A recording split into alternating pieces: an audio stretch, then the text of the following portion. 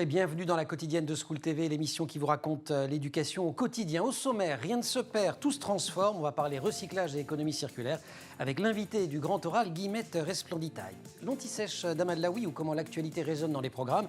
L'actualité, c'est aujourd'hui, en ce 27 mai, la journée nationale de la résistance. Et elle ne résonne pas seulement dans les programmes scolaires. Il y a plusieurs dispositifs pédagogiques pour en parler, notamment le concours national de la résistance. L'heure de la récré, toujours avec Amal, sensibilisation en musique à l'écologie pour les tout-petits.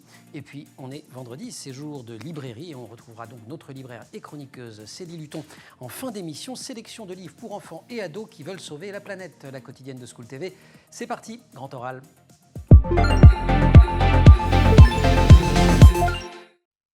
Près de 5 tonnes par habitant, c'est la quantité annuelle de déchets produites en France. 66% de ces déchets sont recyclés ou remblayés. Ça fait 11% de plus par rapport à 10 ans avant. Mais comment faire mieux? Il y a évidemment un enjeu industriel, tout ce que recouvre le domaine de l'économie circulaire, mais il y a aussi tous les gestes du quotidien. Et ça se passe mieux quand on comprend pourquoi on les fait. Ça commence dès l'enfance et c'est le sujet du formidable petit guide du recyclage de Guillemette Resplenditaille. Il vient de sortir chez Actes Sud Junior. Les illustrations, je le signale, sont signées Museau. Guillemette, bonjour. Bonjour. Très heureux de vous accueillir sur le plateau de la quotidienne. Juste avant de commencer, vous avez deux vies en fait. Vous avez une vie d'auteur jeunesse, vous avez publié plein de bouquins, mais sinon vous êtes pharmacienne. Exactement, oui. Je publie des livres en jeunesse et aussi en adulte depuis une vingtaine d'années. Voilà. Et je suis pharmacienne depuis, alors là, beaucoup plus longtemps. Et j'ai surtout travaillé en industrie pharmaceutique, mais également en officine. Qu'est-ce qui vous donne envie d'écrire et qu'est-ce qui vous donne, nous concernant, envie d'écrire pour les enfants ? Alors, je crois que ce qui m'a donné envie d'écrire, c'était de l'évasion, qui effectivement me permettait de me changer de mon métier de tous les jours, qui est passionnant, mais qui parfois était lourd à porter. Et puis aussi de transmettre. Je suis une raconteuse d'histoire, et c'est pour ça que je me suis beaucoup adressée à la jeunesse, parce que c'était mon premier public, un public que je trouve absolument extraordinaire. Et donc, voilà, ça a donné des livres pour la jeunesse. Au départ, sur apparemment votre passion, les plantes. Exactement, oui, tout à fait. J'ai commencé à travailler sur une famille qui s'appelle les Ingibéracées. Bien sûr. Absolument extraordinaire. Les Ingibéracées. Bonjour Amal. Bonjour. Les Ingibéracées. Bien sûr. Voilà. Donc c'est quoi? C'est le zingibère, c'est le gingembre. Ah. Voilà, c'est dit comme ça, c'est beaucoup, bien sûr. beaucoup plus facile. Mais j'ai aussi beaucoup travaillé sur le millepertuis, etc. Et parfois, il m'arrivait de travailler en parallèle dans mon métier de pharmacien. C'est ce que j'allais vous demander, sur les mêmes substances, exactement, ou les mêmes molécules. Et également dans mes livres, mais d'une façon beaucoup plus ludique, éventuellement des intrigues botaniques, etc. Donc j'ai plutôt fait des romans avant de faire des documentaires. Et finalement, vous en venez au documentaire, et notamment à ce petit guide du recyclage. Vous avez identifié 8 familles de déchets. Exactement. Je ne vais pas tous les citer ici, je vais tous les citer. Allez, aliments, bois, textiles, papier, verre, métaux, plastiques et médicaments. Exactement, le médicament, ça c'était ma petite touche. On n'y pense jamais, touche c'est votre touche, c'est la touche de la pharmacienne. Mais c'est quand même très, très important. En fait, ce sont des ressources naturelles, des matières premières, mais également des produits indispensables à notre vie. Donc mon but, ce n'est pas de dire il ne faut plus les utiliser, loin de là, mais peut-être d'abord savoir d'où ils viennent, comment ils ont été fabriqués, ce qui permet de beaucoup mieux comprendre ou de faire comprendre aux enfants, mais aussi aux adultes. Parce que vous savez... Oui, vous écrivez un peu aux parents quand même, entre nous. J'écris beaucoup aux parents. On ne leur dira pas. Bien sûr, on ne leur dira pas. Je suis d'accord. Mais en tout cas, pour faire comprendre à tous ceux qui veulent bien me lire ou m'écouter, ou me regarder aujourd'hui, que, en fait, quand on sait d'où ça vient, on sait parfois mieux comment faire pour le gérer et pour le recycler ou le réutiliser. Dans la partie pratique, donc je montre effectivement, c'est ce qui est très intéressant dans le livre, c'est qu'on a beaucoup d'explications sur voilà, je vous montre un peu à quoi ça ressemble. Voilà, vous le voyez, c'est très coloré, plein d'encadrés, les dessins de Museau et à chaque fois des petits itinéraires, des conseils pratiques, des focus. Vous invitez notamment les enfants à agir. Alors, vous décodez beaucoup les sigles, par exemple. Oui, tout à fait. Ils peuvent devenir acteurs de leur propre consommation. Exactement. Apprendre à regarder les étiquettes, c'est très important. C'est ce que je fais aussi dans des ateliers. Je fais partie d'un groupe de scientifiques dans ma ville, dans mon village. Et on fait des ateliers pour les enfants bénévoles. Ça a démarré au niveau des TAPS. des temps d'activité périscolaire, puisqu'on est ici en milieu éducatif. Et on a continué, en fait, sur nos temps libres. Et en fait, je décodais les étiquettes, que ce soit celles des vêtements ou des aliments. Ça en apprend énormément. Ça en apprend énormément. Mais On même va y du revenir. bois, même des meubles. On Voilà. va y revenir dans quelques secondes. Si vous voulez bien, on a une petite rubrique anti-sèche. Alors, c'est pas comme quand on demande à Amal les inzis, le gingembre. Là, elle a révisé, elle connaît absolument tout par cœur. L'anti-sèche, Amal Laoui.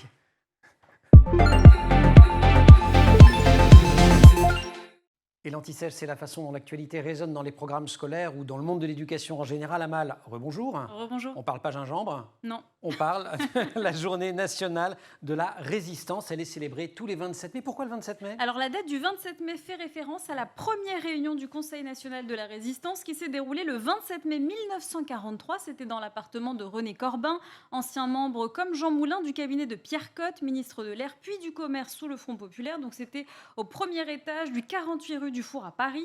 Jean Moulin, délégué du général de Gaulle, souhaitait instaurer ce conseil dont le but d'unifier les divers mouvements de résistance, souvent désorganisés et cloisonnés, et de coordonner donc l'action de la résistance. Alors, sous la présidence de Jean Moulin, le Conseil national de la résistance réunit les représentants des 8 grands mouvements de résistance, des 2 grands syndicats d'avant-guerre, ainsi que les représentants des 6 principaux partis politiques de la Troisième République. Et de ce Conseil national, le CNR, après la libération, il y a un programme d'action de la résistance qui sort, connu sous un nom qu'Emmanuel Macron a d'ailleurs repris dans un de ses discours pendant le premier confinement, en espérant qu'il reviendrait un jour. C'est le nom des Jours heureux, programme publié en 1944. Oui, il conduit à la mise en œuvre de réformes économiques, sociales et politiques, donnant la priorité à l'accès à l'éducation pour tous et posant les bases du modèle social français. Il inspire également la rédaction du préambule de la Constitution de la 4e République, qui fait partie des textes fondamentaux de notre droit actuel. Donc la résistance, évidemment, on la rencontre dans les programmes, mais surtout, on la célèbre. Et c'est peut-être une petite différence, journée célébrée dans les écoles. Oui, les collèges et les lycées sont invités à s'associer à cette commémoration. Alors des manifestations ou des activités éducatives spécifiques peuvent être organisées en lien avec les programmes d'enseignement et prendre différentes formes, comme des rencontres avec des témoins, des conférences, des débats autour d'un film, d'une exposition ou d'une représentation théâtrale. Alors la Journée nationale de la résistance est aussi l'occasion d'une réflexion sur les valeurs de la résistance et celles portées par le programme du Conseil national de la résistance, comme le courage, la défense de la République, le souci constant de la justice, de la solidarité, de la tolérance et du respect d'autrui. Elle permet également de rappeler aux jeunes générations l'engagement des hommes et des femmes qui se sont levés contre l'occupant nazi et le régime collaborationniste de Vichy. Et il y a aussi ce concours national de la résistance qui fait partie des programmes scolaires. Et il y a aussi un concours sur l'histoire et la mémoire de la résistance et de la déportation. Oui, concours institué en 1961 par Lucien Paille, ministre de l'Éducation nationale, à la suite d'initiatives d'associations d'anciens résistants et de déportés. Alors le CNRD est un concours scolaire qui s'appuie sur l'enseignement de l'histoire des mémoires, de la résistance et de la déportation. Alors chaque année, un thème est défini et peut faire l'objet d'un véritable travail interdisciplinaire. Ce concours s'inscrit ainsi dans une démarche d'éducation à la citoyenneté et est une composante essentielle du parcours citoyen de l'élève. On a le thème 2021-2022, Oui, on a le thème, il porte sur la fin de la guerre. Le titre, c'est les opérations, les répressions, les déportations et la fin du Troisième Reich 1944-1945. Formidable. Pour participer, j'imagine que cette année c'est un petit peu tard, mais on peut participer tout seul ou il faut être en groupe? On peut les deux. La participation à ce concours peut être individuelle ou collective. On peut donc soit se présenter individuellement et rédiger un devoir en classe, soit réaliser un travail en groupe dont la forme est libre. Ça peut être un mémoire, une exposition, une œuvre littéraire ou encore artistique, audiovisuelle. Les inscriptions, vous l'avez dit, donc, sont fermées depuis le 1er février et depuis le 1er mai pour les établissements de la Nouvelle-Calédonie et de Wallis et Futuna. Alors c'est un jury académique qui désigne le meilleur travail pour chaque catégorie. Ces travaux sont ensuite regroupés et examinés pendant l'été par un jury national. Et ce jury établit un palmarès national au début du premier trimestre de l'année 2022-2023. Merci beaucoup Amal, et on peut chaque année rappeler que ces prix nationaux sont remis au cours d'une cérémonie qui est présidée par le ministre chargé de l'Éducation nationale et le ministre chargé de la Défense et des anciens combattants. Merci beaucoup Amal. Rendez-vous tout à l'heure pour la récré. À tout à l'heure. À tout de suite. Et on retrouve pour l'heure Guillemette Resplenditaille. C'est le grand oral.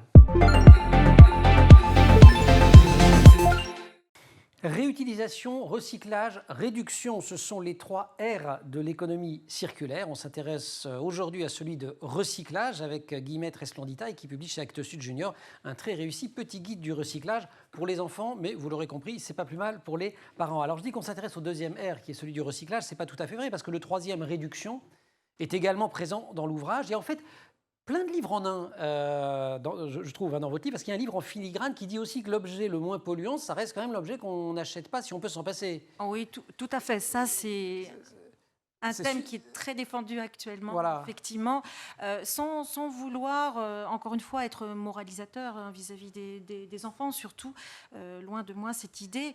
Mais c'est vrai que parfois, il n'y a pas d'autre choix que de se priver. Réduire, il faut dire les choses. Ou de se priver, tout de suite les grands mots, qu'il est désagréable. Voilà, non, je ne voudrais pas être aussi sévère et surtout donner de la déprime à nos jeunes ou moins jeunes lecteurs.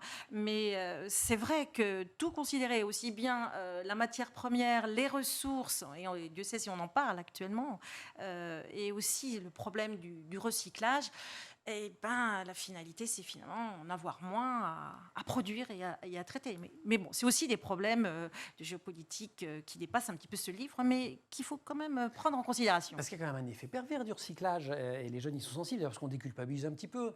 Et puis finalement, on en profite pour consommer ou polluer toujours plus. Oui, mais dans ce livre, effectivement, il ne s'agit pas de culpabiliser, mais peut-être de mieux comprendre, de mieux responsabiliser, effectivement, et peut-être d'avoir des choix différents quand on a cette possibilité. C'est déjà aussi une matière d'aider au recyclage et à la réduction des déchets. Il y a aussi, je l'ai dit, vous avez été pharmacienne, il y a aussi un enjeu de santé publique derrière tout ça. Ce n'est pas seulement l'épuisement de la planète, l'épuisement des ressources. Oui, totalement. Déjà, mieux comprendre ce qu'on consomme par rapport à des produits, je parle de l'alimentation par exemple, des produits qui sont bruts par rapport à des produits qui ont été plus élaborés, comme on dit. Déjà, on commence à comprendre un petit peu tous les problèmes que l'on a. On est loin de les connaître tous.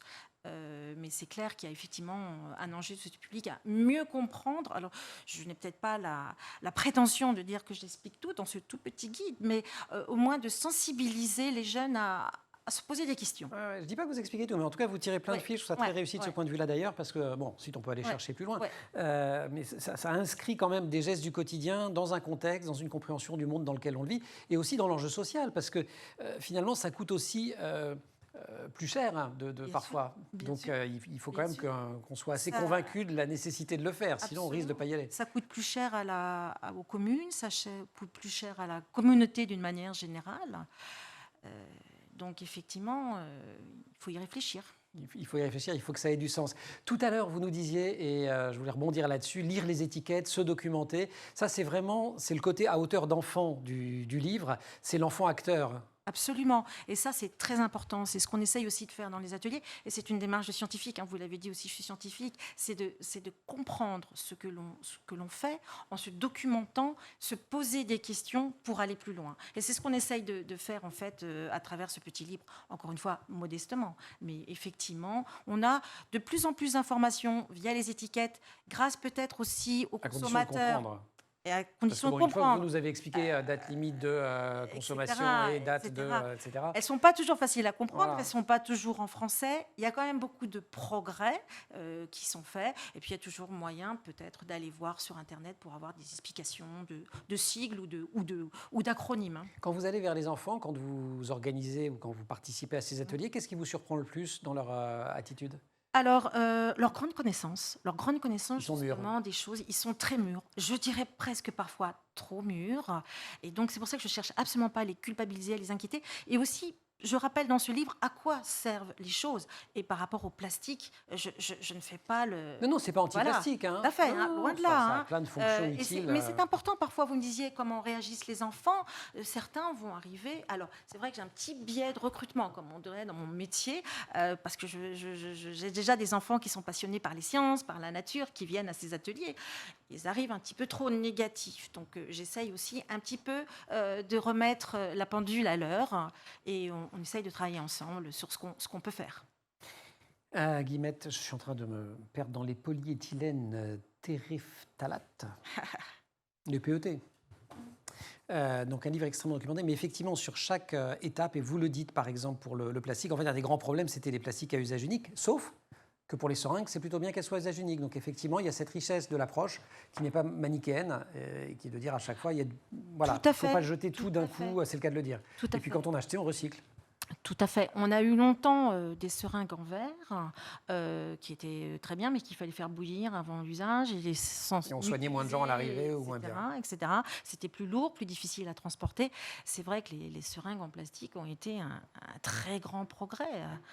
Non, c'est vrai qu'il y a eu beaucoup de progrès et on ne saurait pas où on en est s'il n'y avait pas eu tous ces plastiques. Voilà, ça, il faut en être vacciné comme on est vacciné, pour prendre un exemple récent dans l'actualité. Guillemette, on se retrouve dans quelques jours, on prend des petites récrés dans la quotidienne, ça vous va? Parfait. Allez, super, c'est la récré à mal.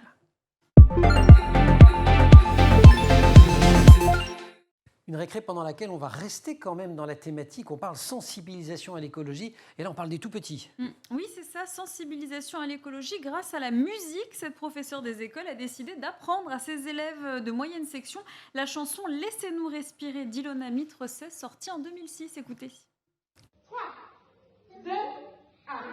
Si la nature a tant de soucis pour rester belle, ne lui cause aucun ennui. Et nous, sirènes, nous on va bientôt être grands. On s'intéresse aux dieux variés, aux océans, avec tendresse. Laissez-nous respirer, oui, laissez-nous grandir. On va réfléchir, on va trouver des idées. On entend tous les hiboux, les aigles et les pélicans, les forêts, les kangourous, les dauphins et les harengs, l'Amazonie, le Grand Sud et les glaciers du pôle Nord, les girafes, les abeilles et les dinosaures. Laissez-nous respirer, oui, laissez-nous grandir, on va réfléchir, on va trouver des idées. Avec un superbe solo de la petite Marine dans mon oreille, Coco Marine qui est en régie. Chante très bien.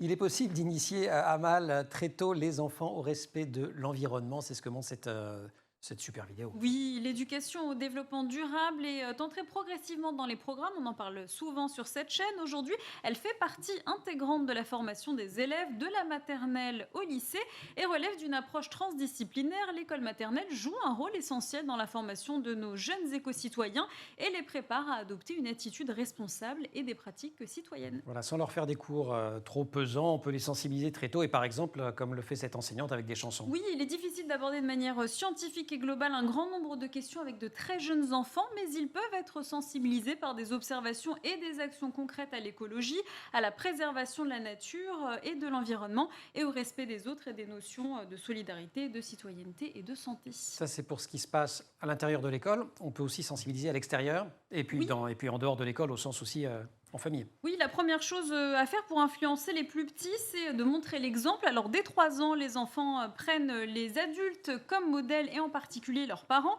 Alors, il y a de nombreux gestes à adopter au quotidien que l'on peut leur montrer très tôt, comme les initier au recyclage, comme vous parlez dans votre livre, en leur montrant comment on fait le tri dans les déchets. On peut éviter, par exemple, de prendre la voiture pour les trajets courts en les déposant à l'école en vélo ou à pied. En les éveillant tôt, on crée des réflexes éco-citoyens qu'ils garderont toute leur vie et on contribue à créer une société plus durable. Voilà. On évite de les culpabiliser, comme vous le disiez tout à l'heure, voilà, et on évite aussi d'être trop alarmiste. Formidable. Je suis tout à fait d'accord avec vous, hein. Pas les culpabiliser, pas être trop alarmiste. C'est vrai qu'il y a des petits gestes, ne pas acheter tout le temps des babioles. C'est aussi une bonne chose. Ouais, on Super. peut commencer à faire ça très tôt. Très très tôt. Absolument. Voilà. Et puis parfois, c'est les enfants qui éduquent les parents au développement vrai, durable. Et souvent. c'est pas la première fois de l'histoire qu'on s'appuie sur les parents sur les enfants pour éduquer les parents. Allez, cette récré est terminée. Je commence à dire trop de bêtises. On reprend le grand oral.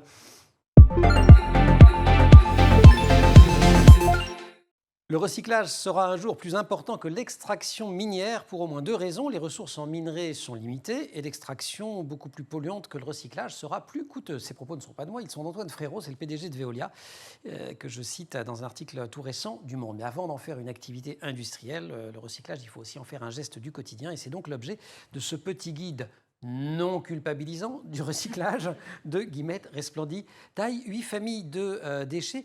Dans les enjeux quand même majeurs, on se dit que vous citiez le plastique tout à l'heure en disant qu'il ne faut pas tout jeter dans le plastique, sans mauvais jeu de mots, mais c'est quand même une des stars des produits qui font du mal à la planète. Entre la méthode enfin c'est avec du pétrole déjà pour commencer, donc c'est pas génial, et puis surtout, Oui, alors, ça se dégrade pas, le fait que ça ça soit envahit pas les génial. océans.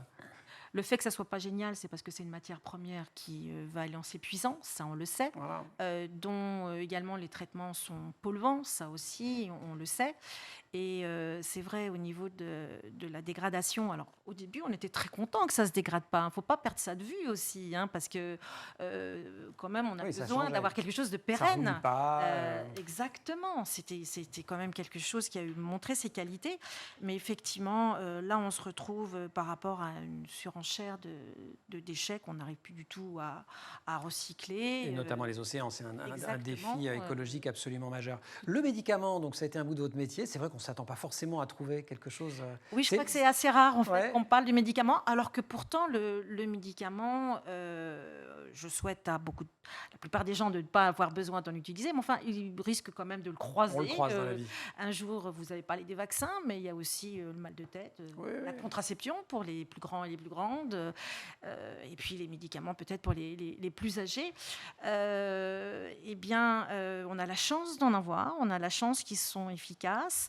Et je ne parle pas de la production qui peut être polluante, mais également, eh bien, on rejette des produits qui sont éventuellement toxiques aussi pour la nature. C'est de la chimie, tout ça. Exactement, c'est de la chimie, mais comme tout notre environnement est de la chimie, hein, d'ailleurs. Hein. Et donc, c'était l'occasion de rappeler un petit peu ce qu'il fallait faire avec les médicaments quand on en a dans notre... Donc, effectivement, comme vous le disiez, à échelle d'enfant, hein, je ne parle pas de l'industrie, mais effectivement, que ce soit les seringues ou les boîtes de médicaments non utilisées, ce qu'on doit en faire, c'est-à-dire les apporter à son pharmacien ou dans les boîtes à seringues. C'est ce que j'allais dire. Normalement, il y a des contenants qui sont prévus à cet effet.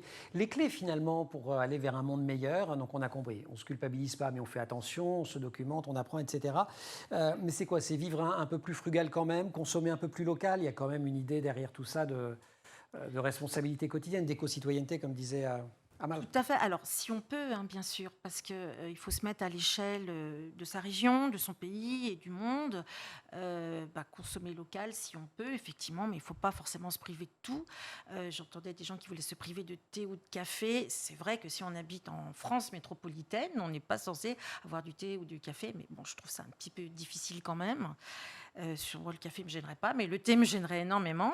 Mais effectivement, on peut au moins savoir d'où ça vient et peut-être faire des choix parfois plus raisonnés, effectivement, et choisir quelque chose de plus local comme vous le proposiez.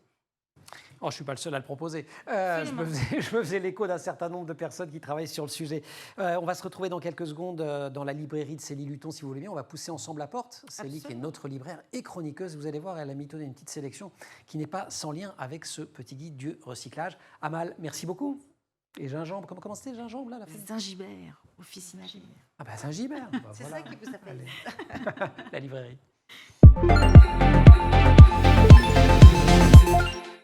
Tous les vendredis, nous vous invitons à pousser la porte de la librairie de la quotidienne de School TV. Derrière la porte, il y a une libraire, une vraie, authentique. On ne le dit pas souvent, hein, la librairie des enfants, Paris 17e arrondissement. Exactement, si vous voulez voir l'authentique. et Et qui est aussi notre chroniqueuse depuis le début de cette émission. Célie, avec une sélection aujourd'hui d'ouvrages inspirés par la thématique de notre invité du jour. Oui, voilà, on est un peu différent, on ne va pas faire du recyclage, on va aimer notre planète, on va l'écouter et on va essayer de faire en sorte qu'elle aille bien, qu'elle aille mieux, la rendre plus verte, plus bleue.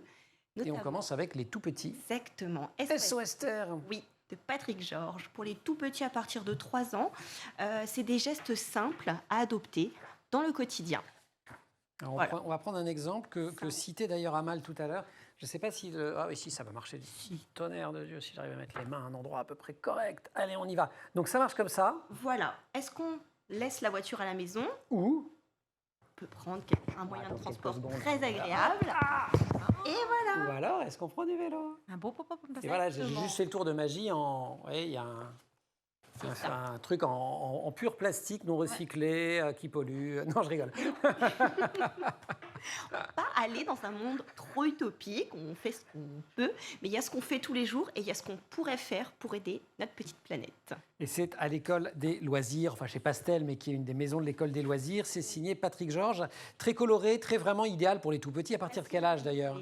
À partir de 3 ans, quand on déchire plus les livres, Ouais. on arrive à bien le Oh, mettre. il a l'air assez résistant celui-ci. Ça va, ça va. Deuxième ouvrage pour les un peu, voire un peu beaucoup plus grands, et c'est super, Le destin de Fausto, fable en images d'Olivier Jeffers. Alors Oliver Jeffers, c'est un peu une superstar en illustration, comme illustrateur jeunesse.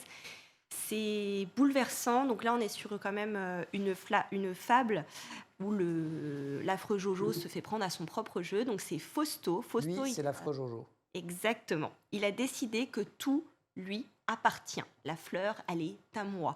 La montagne, elle est à moi. Les arbres. Tout est à lui. Il lui Et faut quand- tout de suite. Quand on le lui refuse, il fait ça. Exactement. Il tape Une du colère. pied, Ouais, il est elle est pas colérique, contente, il n'est pas commode, hein, pas du tout. Ah, il n'est pas très sympathique. Mm. Il a quand même un costume de capitaliste tel qu'on les représente Oui. dans les films. Hein. Voilà, c'est un peu Pantalon rayé, parodique, mais il ressemble un petit ouais. peu au monsieur qui sort de son grand appartement et qui va Voilà, avec son acheter cigare, le il monde. achète le monde, exactement. Exactement. Peu Jusqu'au importe le jour- mal qu'il va lui faire et la nature finit par reprendre ses droits. Et ouais, jusqu'au jour où il veut essayer d'acheter l'océan. Exactement. Il veut lui taper dessus. Qui ne lui répondra pas. Et il va crier, il va taper. Quand on finit par lui répondre, non. Et un jour, on lui répond non. Et c'est... Un peu comme les Pas enfants, pour les il faut petits. arrêter aussi de tout vouloir. Oui. Il y a une petite morale pour les enfants. Et alors ça, vous dites, je vous pose la question quand même, parce que de superbes illustrations, hein, c'est Oui. vraiment c'est un travail d'artiste, très peu de texte, pour autant, vous dites c'est pas un livre pour les tout-petits. Exactement. Pourquoi? Alors, on peut, hein, il va Parce pas qu'ils se vont tout passer quelque comprendre, chose l'espèce, de... ouais. Il va pas se passer quelque chose de grave si on lui présente un enfant de 3 ans. Le livre ne va pas l'attaquer. Mais je pense que pour l'étudier ou pour vraiment comprendre vraiment dans En l'ensemble... parler. Ouais. Exactement. C'est il des faut livres échanger. pour faire réfléchir, en somme. Exactement. 6-8 ans, ça me paraît très bien. C'est chez Kaléidoscope. Et le Exactement. troisième, alors on a fait 2-3 ans, 6-8. J'imagine qu'on est du côté de 11, Oui, exactement. 10, À partir 12. du collège. ce Collège, année serait- collège. ce serait bien. L'explorateur de Catherine Rundle, c'est l'auteur de Cœur de loup. Exactement. Un livre qui avait été primé. Et celui-ci est beaucoup moins connu, mais il fait aimer la nature. C'est l'histoire de 4 enfants. 4 enfants qui survolent l'Himalaya à bord d'un avion. L'avion s'écrase. Le seul adulte qui était le pilote n'a pas survécu. Et les voilà livrés à eux-mêmes. Qui était la forêt amazonienne, je crois. Oui. J'ai dit Himalaya. Ouais. Oui, mais c'est C'est la pareil. nature. Il y a un C'est truc, c'est c'est de la grand nature, enfant. c'est très beau, quoi. C'est Ça sur me la Terre, trouble, en somme, ça dans me la galaxie. trouble. Je l'avais pas encore faite celle-là. Et donc, ils vont devoir survivre dans cette forêt qui, au départ, peut être dangereuse, mais va leur livrer des richesses, des merveilles. Et on apprend plein de choses dans ce roman, qu'il existe encore des centaines de sites mayas à découvrir, que la migale, elle a le goût du sel. Voilà. On ne sait jamais, hein. Vous voyez, si un jour vous êtes en pleine Guillemette, nature, hein. Oui, bah écoutez, ok. Une petite, Voilà. mais je ne sais pas, hein, si un jour on est une fricassée de migale. Bah oui, Mais- tarentule. excellent, hein, absolument, oui. Tout à fait. Ouais, cette émission, c'est n'importe Alors, quoi. migalle pour le sel et tarentule pour le poivre. L'explorateur, Catherine Rundle, et je crois que c'est à partir d'un voyage qu'elle-même a fait en Amazonie. C'est chez, qu'est-ce que je Gallimard. raconte, Gallimard Jeunesse. Oui. Merci beaucoup, Célie. Je vous en Guillemette, merci aussi. Merci. Petit guide du recyclage, fait évidemment en papier recyclé. Et merci aussi à toute l'équipe de la quotidienne, au maquillage Colline Hamel, Marine Plantec à la préparation de l'émission et au chant pendant la récré, elle est assistée par Charles Fontaine. Et puis au son, Alexandre Larochelle, à la réalisation Lauriane Bou. Et vous restez évidemment sur School TV et vous nous retrouvez nous en permanence sur Internet et sur les réseaux sociaux.